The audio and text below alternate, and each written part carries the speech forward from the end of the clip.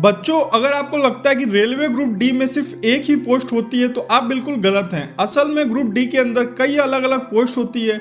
किसी का काम होता है रेलवे ट्रैक की देखभाल करना, तो किसी का ट्रेन के इंजन और कोच की मरम्मत करना, तो किसी का स्टेशन पे पॉइंट बदल के ट्रेनों की सही ट्रैक पे भेजना। और सबसे बड़ी बात, इन सभी पोस्ट की बेसिक सैलरी लगभग एक जैसी होती है, लेकिन काम पूरी तरीके से अलग अलग होता है। तो बच्चों, आज के इस वीडियो में मैं आपको बताऊंगा कि रेलवे ग्रुप डी में कौन कौन सी पोस्ट होती है, हर पोस्ट का काम क्या होता है, किस पोस्ट में कम मेहनत होती है और आखिर में सैलरी कितनी मिलती है। तो वीडियो को लास्ट तक जरूर देखना। सबसे पहली पोस्ट है ट्रैक मेंटेनर की।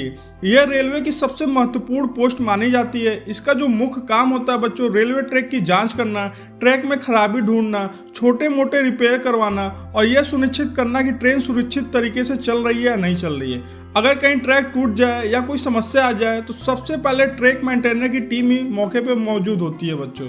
इस नौकरी में फील्ड वर्क बहुत ज़्यादा होता है और कई बार धूप, बारिश और रात में भी काम करना पड़ सकता है बच्चों। और दूसरा पोस्ट है असिस्टेंट मैकेनिकल का। अगर आपकी पोस्ट मैकेनिकल डिपार्टमेंट में लगती है तो आपका काम होता है ट्रेन के कोच, इंजन और मशीनों का देखभाल करना। आपको वर्कशॉप या रेलवे शेड में काम करना पड़ सकता है। यह काम तकनीकी होती है, लेकिन सीखने के बाद काफ़ी आसान हो जाती है बच्चों। और तीसरी पोस्ट है असिस्टेंट इलेक्ट्रिकल की।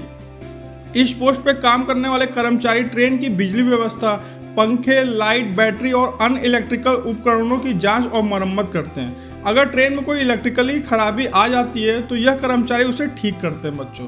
और चौथा पोस्ट है असिस्टेंट एसएनटी का। एसएनटी यानी सिग्नल और टेलीकम्युनिकेशन डिपार्टमेंट। इनका काम रेलवे के सिग्नल सिस्टम, इंटरकॉम, केबल और कम्युनिकेशन सिस्टम को सही तरीके से चलाना होता है बच्चों। अगर सिग्नल सिस्टम में खराबी आ जाए तो उसे तुरंत ठीक करने की जिम्मेदारी इन्हीं की होती है। और पांचवा पोस्ट है असिस्टेंट इंजीनियरिंग। इस पोस्ट में रेलवे की बिल्डिंग, प्लेटफॉर्म, पुल, पानी की व्यवस्था और अन्य इंफ्रास्ट्रक्चर की देखभाल की जाती है। काम ज़्यादातर रेलवे इंजीनियरिंग विभाग से जुड़ा होता है बच्चों। और सिक्स पोस्ट है असिस्टेंट पॉइंट्समैन की।